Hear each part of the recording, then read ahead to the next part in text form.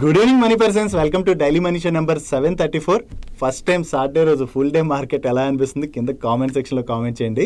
Actually ఈ Saturday రోజు both exchanges BSE and NSE ఒక 2 స్మాల్ సెషన్స్ అయితే కండక్ట్ చేద్దాం అనుకుని దాని గురించి నేను మన డైలీ మనీ షోలో కూడా మాట్లాడుకున్నాం కదా. దానికి రీజన్ ఏంటంటే ఈ ఎక్స్చేంజెస్లోని గ్లిచెస్ వస్తుంటాయి కదా, ఆ గ్లిచెస్కి డిజాస్టర్ రికవరీ సిస్టమ్ ఎలా వర్క్ చేస్తుందని చెప్పి చెక్ చేయడానికి BSE అండ్ NSE ఈ స్మాల్ సెషన్స్ అయితే ఈ రోజు కండక్ట్ చేద్దాం అనుకున్నారు. కాకపోతే ఈ మండే రోజు అయోధ్య రామ మందిరం ఓపెనింగ్ ఉన్నది కదా, సో దీని సందర్భంగా మహారాష్ట్ర గవర్నమెంట్ మండే రోజు హాలిడేని డిక్లేర్ చేయడంతో both exchanges BSE and NSE కూడా ఈ మండే రోజు మార్కెట్ కి హాలిడేని నిన్న నైట్ డిక్లేర్ చేయడం జరిగింది. సో మండే రోజు హాలిడే ఇవ్వడంతోనే దాన్ని కాంపన్సేట్ చేస్తూ ఈ రోజు ఫుల్ డే సెషన్ అయితే కండక్ట్ చేశారు. సో మీకు ఎలా అనిపించింది ఫుల్ డే సెషన్ కింద కామెంట్ సెక్షన్లో అయితే కామెంట్ చేయడం మర్చిపోకండి. అండ్ ఈ రోజు డైలీ మనీ షోలో మార్కెట్లో ఉన్న ఇంపార్టెంట్ అప్డేట్స్ అండ్ రిజల్ట్స్ని క్విక్గా డిస్కస్ చేసేద్దాం. ముందుగా మార్కెట్ అప్డేట్ చూసినట్లయితే ఈ రోజు మార్నింగ్ మన మార్కెట్ పాజిటివ్లో ఓపెన్ అయినా దాని తర్వాత మార్కెట్లో ఫాల్ కనపడింది. చివరికి ఈ రోజు సెషన్లోని సెన్సెక్స్ 259 పాయింట్స్ కరెక్ట్ అయ్యి 71,423 పాయింట్స్ కి క్లోజ్ అయినట్లయితే నిఫ్టీ 50 పాయింట్స్ కరెక్ట్ అయ్యి 21,571 పాయింట్స్ కి క్లోజ్ అయింది. అండ్ ఈ రోజు సెషన్ లో మిడ్ క్యాప్ ఇండెక్స్ 0.17% పెరిగినట్లయితే స్మాల్ క్యాప్ ఇండెక్స్ 0.47% పెరిగింది అండ్ బ్యాంక్ నిఫ్టీ 0.78% పెరిగింది. అండ్ త్వరలో ఇన్వెస్టర్స్ ట్రాక్ చేయాల్సినటువంటి 2 ఇంపార్టెంట్ ఈవెంట్స్ ఉన్నాయి. అందులో ఒకటి యుఎస్ ఫెడ్ మీటింగ్. ఈ US fed meeting January 30 and 31st జరగబోతున్నది. ఈ ఫెడ్ మీటింగ్ యొక్క అవుట్కమ్ మనకి జనవరి 31st రోజు నైట్ వస్తుంది. రీసెంట్ గా యుఎస్ ఫెడ్ అఫీషియల్స్ కొంతమంది మార్కెట్ యాంటిసిపేట్ చేస్తున్న కూడా రేట్ కట్స్ అనేవి కొంచెం డిలే అవ్వచ్చు అని చెప్పి కామెంట్ చేయడం జరిగింది కదా. సో ఈసారి ఫెడ్ మీటింగ్ లోని యుఎస్ ఫెడ్ వాళ్ళ దగ్గర నుంచి ఎటువంటి కామెంట్స్ వస్తాయన్నది మనం ట్రాక్ చేయాలి. ఒకవేళ ఫెడ్ దగ్గర నుంచి ఏమైనా నెగిటివ్ స్టేట్మెంట్స్ కనుక వచ్చినట్లయితే దాని యొక్క ఇంపాక్ట్ మనకి ఫిబ్రవరి 1st రోజు మార్కెట్ లో కనపడేటువంటి అవకాశం ఉన్నది. అండ్ దీంతో పాటు ఫిబ్రవరి 1st రోజు మన యూనియన్ బడ్జెట్ అనౌన్స్మెంట్స్ కూడా ఉన్నాయి కాబట్టి ఆ రోజు మన మార్కెట్ లో కొంత వాలిటాలిటీ చూసేటువంటి అవకాశం ఉన్నది. సో ఫిబ్రవరి 1st రోజున మార్కెట్ తోని కొంచెం జాగ్రత్తగా ఉండడం ఇంపార్టెంట్. నెక్స్ట్ మీలో చాలా మందికి ఐడియా ఉన్నది కదా, రిజల్ట్ సీజన్ లోని మేము చాలా కంపెనీస్ యొక్క కాన్ కాల్స్ అటెండ్ అవుతూ ఉంటాం. ఎందుకంటే ఇటువంటి మేనేజ్మెంట్ కాన్ కాల్స్ అవి అటెండ్ అయినప్పుడే మనకి ఇంట్రెస్టింగ్ స్టాక్ ఐడియాస్ కూడా దొరుకుతూ ఉంటాయి. స్టెర్లింగ్ అండ్ విల్సన్ వాళ్ళ కాన్ కాల్ అటెండ్ అయ్యాం. ఈ కాన్ కాల్ లోని వీళ్ళ మేనేజ్మెంట్ దగ్గర నుంచి అయితే కంపెనీ రిలేటెడ్ గా చాలా పాజిటివ్ కామెంటరీ వచ్చింది. వీళ్ళు లాస్ నుంచి ప్రాఫిట్ లోకి వస్తామని కామెంట్ చేయడం జరిగింది. అండ్ అంతేకాకుండా వీళ్ళ ఆర్డర్ బుక్ రిలేటెడ్ గా కూడా మేనేజ్మెంట్ దగ్గర నుంచి చాలా స్ట్రాంగ్ కామెంటరీ వచ్చింది. సో మీలో ఎవరైనా ఒకవేళ సోలార్ కంపెనీస్ రిలేటెడ్ గా ఇంట్రెస్టెడ్ గా ఉన్నట్లయితే వీళ్ళ కాన్ కాల్ అయితే ఒకసారి అటెండ్ అవ్వడానికి ప్రయత్నించండి. ఈ కాన్ కాల్ కనుక మీరు అటెండ్ అవ్వాలంటే జస్ట్ BSE వెబ్సైట్ లోకి వెళ్ళి స్టెర్లింగ్ అండ్ విల్సన్ ఓపెన్ చేశారనుకోండి, మీకు ఇక్కడ ఆడియో రికార్డింగ్ అని చెప్పి ఒక ఎక్స్చేంజ్ ఫైలింగ్ దొరుకుతుంది కదా. దీన్ని మీకు క్లిక్ చేసిన తర్వాత మీకు ఇక్కడ ఒక లింక్ ఉన్నా చూడండి. ఈ లింక్ మీద క్లిక్ చేస్తే డైరెక్ట్ గా మీరు ఇక్కడ కాన్ కాల్ లోని ఇన్ఫర్మేషన్ ఏదైతే ఉందో ఆ ఇన్ఫర్మేషన్ అంతా కూడా వినొచ్చు. దో ఈ క్వార్టర్ లో కూడా కంపెనీ లాస్ పోస్ట్ చేసినా కూడా వీళ్ళ మేనేజ్మెంట్ దగ్గర నుంచి వచ్చినటువంటి ఈ పాజిటివ్ కామెంటరీతోనే లాస్ట్ 2 days నుంచి మనకి స్టెర్లింగ్ అండ్ విల్సన్ స్టాక్ లోని పాజిటివ్ మూమెంటం కనపడింది.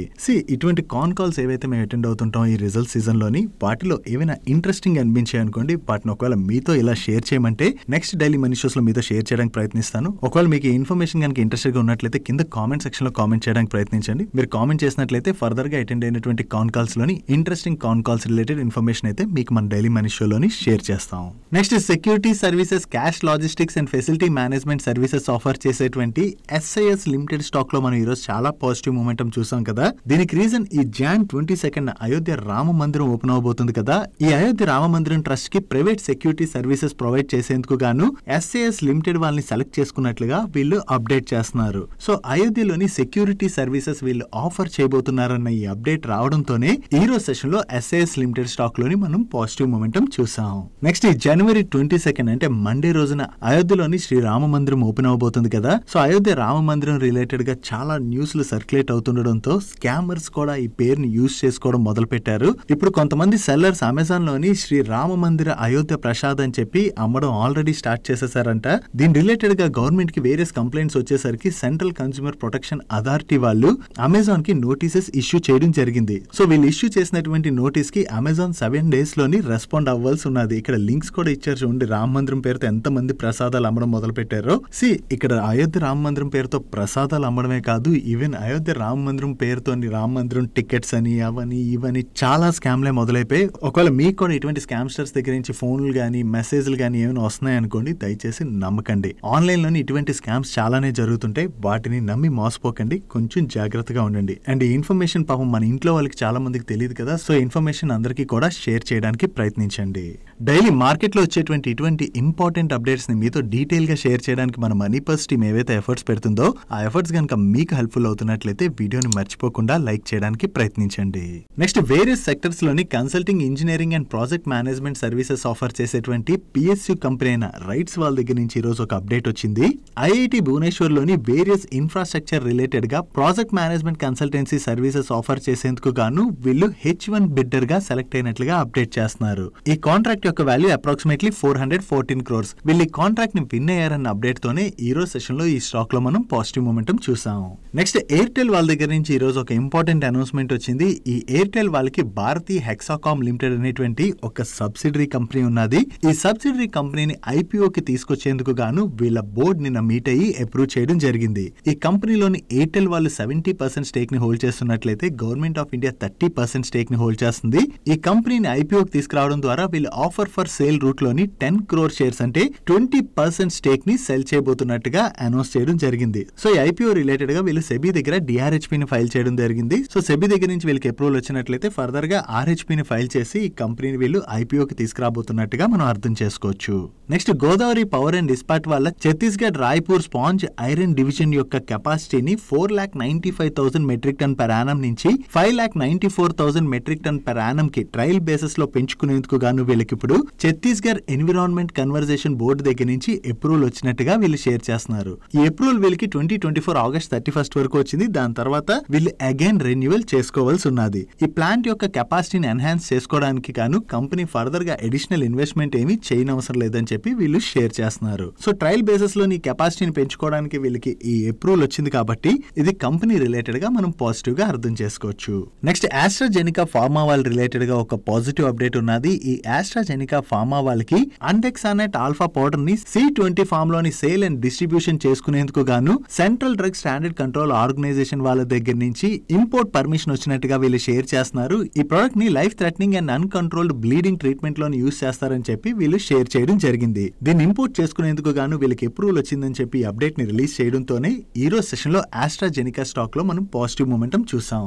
Next Zee Entertainment and Sony merger delay అవుతుండడంతో ఈ మర్జర్ రిలేటెడ్ గా డిసిషన్ తీసుకునేందుకు గాను నిన్న సోనీ బోర్డ్ మీట్ అవబోతున్నట్లుగా న్యూస్ అప్డేట్ సర్క్యులేట్ అయింది కదా. దీని రిలేటెడ్ గా జీ ఎంటర్టైన్మెంట్ వాళ్ళు రెస్పాండ్ అవుతూ ఈ సోనీ బోర్డ్ మీటింగ్ జరుగుతున్నట్టుగా వీళ్ళకి ఎటువంటి ఇన్ఫర్మేషన్ లేదు. బికాస్ అది సోనీ యొక్క ఇంటర్నల్ మ్యాటర్ అని, దాంతోనే వీళ్ళకి ఎటువంటి ఇన్ఫర్మేషన్ అయితే లేదని, అండ్ సోనీతో మర్జర్ రిలేటెడ్ గా జీ ఎంటర్టైన్మెంట్ అయితే కమిట్ అయి ఉన్నదని, అండ్ సోనీని ఆల్రెడీ మర్జర్ రిలేటెడ్ గా డేట్ ని ఎక్స్టెండ్ చేయాలని చెప్పి కూడా వీళ్ళు అడిగినట్లుగా దీనిలో భాగంగా సోనీతోని డిస్కషన్స్ లో కూడా ఉన్నామని చెప్పి వీళ్ళు క్లారిఫికేషన్ ని రిలీజ్ చేయడం జరిగింది. ఈ వీడియో రికార్డ్ చేసే టైంకి ఇంకా సోనీ వాళ్ళ దగ్గర నుంచి దీని రిలేటెడ్ గా ఎటువంటి క్లారిఫికేషన్ కూడా లేదు. సోనీ వాళ్ళ దగ్గర నుంచి మర్జర్ రిలేటెడ్ గా ఏదైనా అనౌన్స్మెంట్ వస్తుందేమో మనం చూడాలి. Next various auto components manufacture చేసేటువంటి రీకో ఆటో ఇండస్ట్రీస్ లిమిటెడ్ వాళ్ళ సబ్సిడరీ కంపెనీ అయిన AAN ఇంజనీరింగ్ ఇండస్ట్రీస్ లిమిటెడ్ వాళ్ళు DRDO యొక్క టెర్మినల్ బ్యాలిస్టిక్స్ రీసెర్చ్ ల్యాబొరేటరీ వాళ్ళతోని బఫెల్ రేంజ్ సిస్టమ్ రిలేటెడ్ గా టెక్నాలజీ ట్రాన్స్ఫర్ అగ్రిమెంట్ ని సైన్ చేసినట్టుగా అప్డేట్ చేస్తున్నారు. సో వీళ్ళు DRDO వాళ్ళతోని టెక్నాలజీ ట్రాన్స్ఫర్ అగ్రిమెంట్ సైన్ చేశారన్న అప్డేట్ రావడంతోనే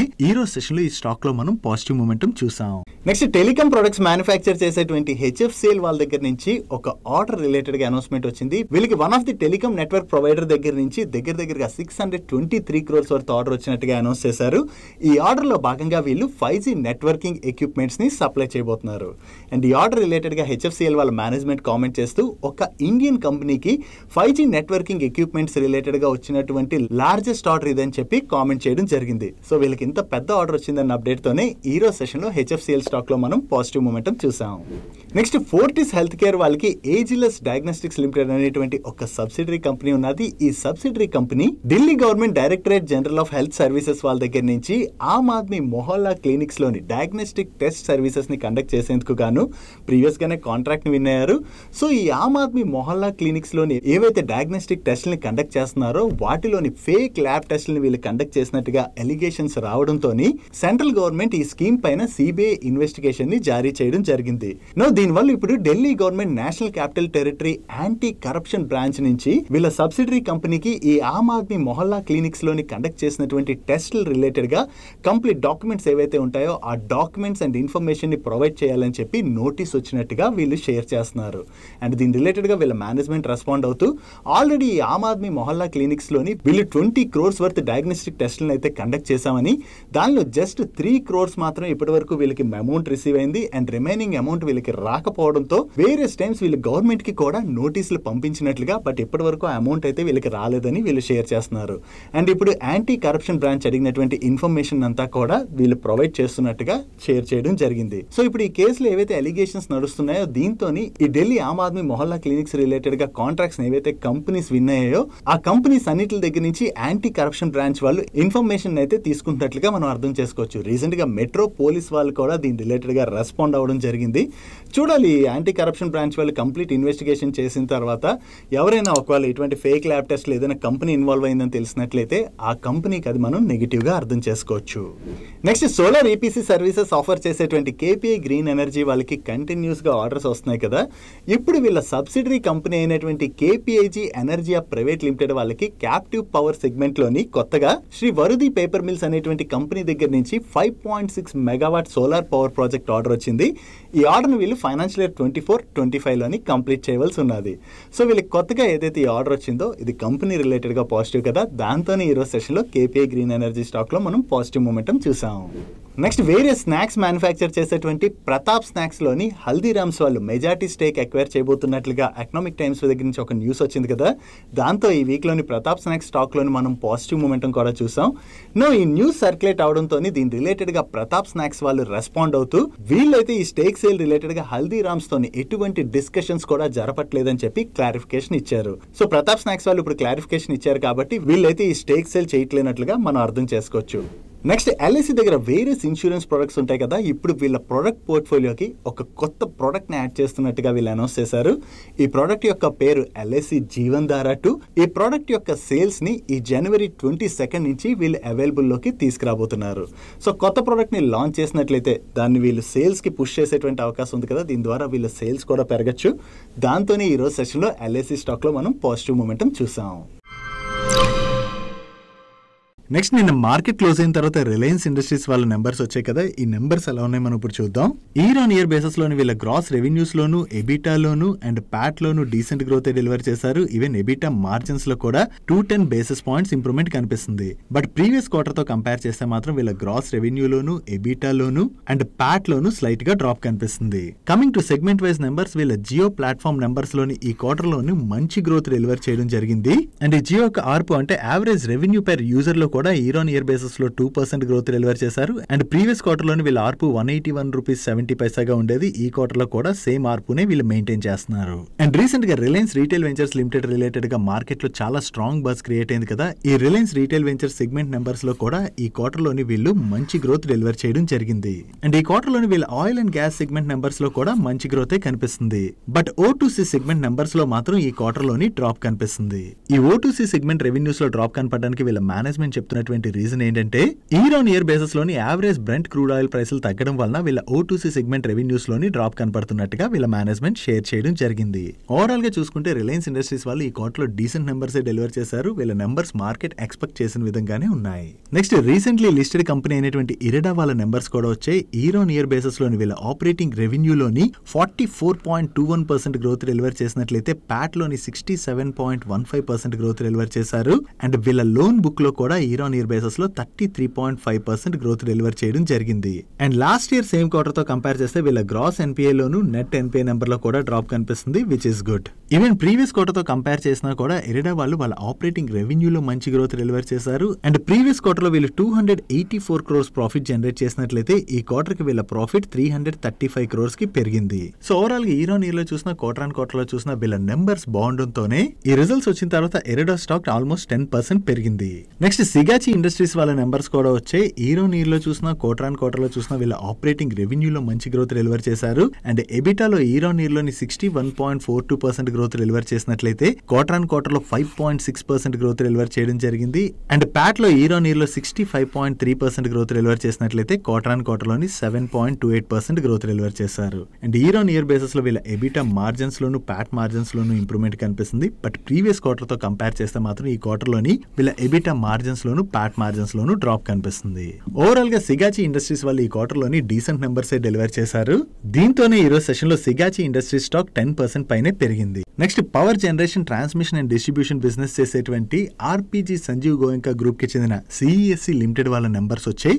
ఈ క్వార్టర్ లో వీళ్ళ నెంబర్స్ లో అయితే పెద్దగా గ్రోత్ డెలివర్ చేయలేదు, కానీ ఈ నెంబర్స్ తో పాటుగా వీళ్ళ ప్రెజెంటేషన్ లో ఇచ్చినటువంటి డీటెయిల్స్ అయితే చాలా ఇంట్రెస్టింగ్ గా ఉన్నాయి. వీళ్ళ గ్రీన్ పోర్ట్ఫోలియో బిజినెస్ రిలేటెడ్ గా వీళ్ళు చాలా ఇంపార్టెంట్ అప్డేట్స్ అయితే రిలీజ్ చేశారు. వీళ్ళ రెన్యూబుల్ ఫుట్ ప్రింట్స్ అయితే ఎక్స్పాండ్ చేసుకోవడానికి ప్రయత్నిస్తున్నట్టుగా దీనిలో భాగంగా రాజస్థాన్ బెకనేర్ లోని 250 ఎకర్స్ ల్యాండ్ లోని పొజిషన్ రిలేటెడ్ గా వీళ్ళు RREC registration and transmission connectivity related గా అప్లికేషన్ అయితే సబ్మిట్ చేసుకున్నాం అని చెప్తున్నారు. దీంతో పాటుగా అనదర్ 2000 ఎకర్స్ ఎక్విజిషన్ రిలేటెడ్ గా అడ్వాన్స్ స్టేజ్ లోని డిస్కషన్స్ ఉన్నాయని, అండ్ అంతేకాకుండా గుజరాత్ లోని సోలార్ విండ్ హైబ్రిడ్ ప్రాజెక్ట్ ని సెటప్ చేసేందుకు గాను 20,000 హెక్టర్స్ ఆఫ్ గవర్నమెంట్ ల్యాండ్ ని అలాట్ చేయాలని చెప్పి గవర్నమెంట్ ఆఫ్ గుజరాత్ కి రిక్వెస్ట్ చేస్తూ ఈఓఐ ని కూడా సబ్మిట్ చేసినట్టుగా వీళ్ళు షేర్ చేస్తున్నారు.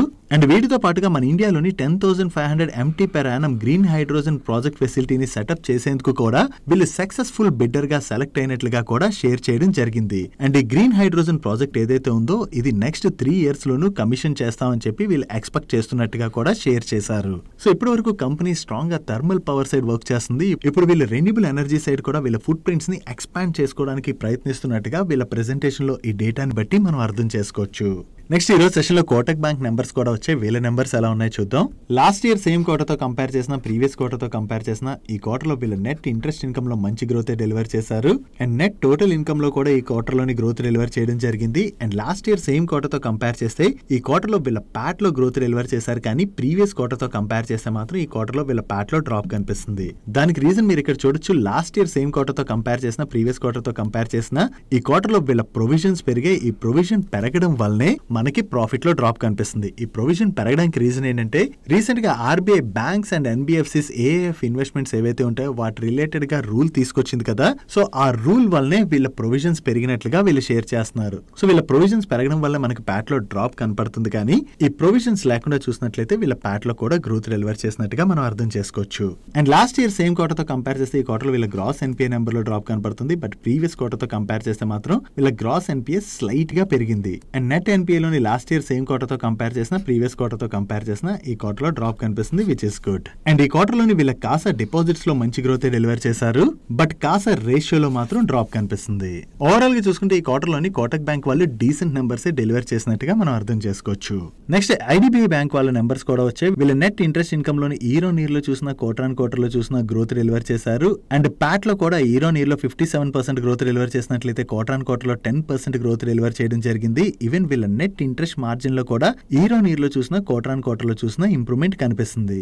అండ్ వీళ్ళ నెట్ అడ్వాన్సెస్ లో year-on-year లో 18% గ్రోత్ డెలివర్ చేసినట్లయితే క్వార్టర్ లో 4% గ్రోత్ డెలివర్ చేయడం జరిగింది. అండ్ డిపాజిట్స్ లో కూడా year-on-year లోను క్వార్టర్ లోను మంచి గ్రోత్ డెలివర్ చేశారు. అండ్ కాసాలో year-on-year లో 2% గ్రోత్ డెలివర్ చేసినట్లయితే క్వార్టర్ లోని ఫ్లాట్ గా ఉన్నది. And last year same quarter తో కంపేర్ చేసిన ప్రీవియస్ క్వార్టర్ తో కంపేర్ చేసిన ఈ క్వార్టర్ లో వీళ్ళ గ్రాస్ ఎన్పిఏ నెంబర్ లోను నెట్ ఎన్పిఏ నెంబర్ లో కూడా డ్రాప్ కనిపిస్తుంది, విచ్ ఇస్ గుడ్. ఓవరాల్ గా ఐడిబిఐ బ్యాంక్ వాళ్ళ నెంబర్స్ ఈ క్వార్టర్ లో బాగుండడంతోనే ఈ రిజల్ట్స్ వచ్చిన తర్వాత స్టాక్ 13% పైనే పెరిగింది. నెక్స్ట్ తేజస్ నెట్వర్క్ వాళ్ళ నెంబర్స్ కూడా వచ్చాయి. లాస్ట్ ఇయర్ సేమ్ క్వార్టర్ తో కంపేర్ చేసిన ప్రీవియస్ క్వార్టర్ తో కంపేర్ చేసిన ఈ క్వార్టర్ లో వీళ్ళ ఆపరేటింగ్ రెవెన్యూలో గ్రోత్ డెలివర్ చేసినా కూడా ఈ క్వార్టర్ లో వీళ్ళ మెటీరియల్ కాస్ట్ బాగా పెరిగిపోవడంతో వీళ్ళ లాస్ కూడా బాగా పెరిగింది. సో ఈ క్వార్టర్ లో వీళ్ళ లాస్ పెరగడంతో ఈ నెంబర్స్ వచ్చిన తర్వాత ఈ రోజు సెషన్ లోని తేజస్ నెట్వర్క్ స్టాక్ లోని మనం ప్రెజర్ చూసాం. That's it for today's daily munch. ఈ రోజు డైలీ మంచ్ లో మేము షేర్ చేసిన ఇన్ఫర్మేషన్ మీకు నచ్చినట్లయితే ఈ వీడియోని లైక్ చేయండి. అండ్ ఈ video me friends and family members helpful అవుతుంటే ఈ వీడియోని వాళ్ళకి షేర్ చేయండి. అండ్ మీరైతే ఫస్ట్ టైం మన మనీ పర్స్ ఛానల్ కి వచ్చి ఛానల్ ఇంకా సబ్స్క్రైబ్ చేయలేనట్లయితే ఇక్కడ ఉన్న ఛానల్ లోగో మీద క్లిక్ చేసి ఛానల్ సబ్స్క్రైబ్ చేస్తూ పక్కన ఉన్న బెల్ ఐకాన్ లో ఆల్ నోటిఫికేషన్స్ యాక్టివేట్ చేసుకోండి. నేను చంద్రశేఖర్ పత్రి మరొక ఇంట్రెస్టింగ్ వీడియోతో కలుద్దాం. Good night.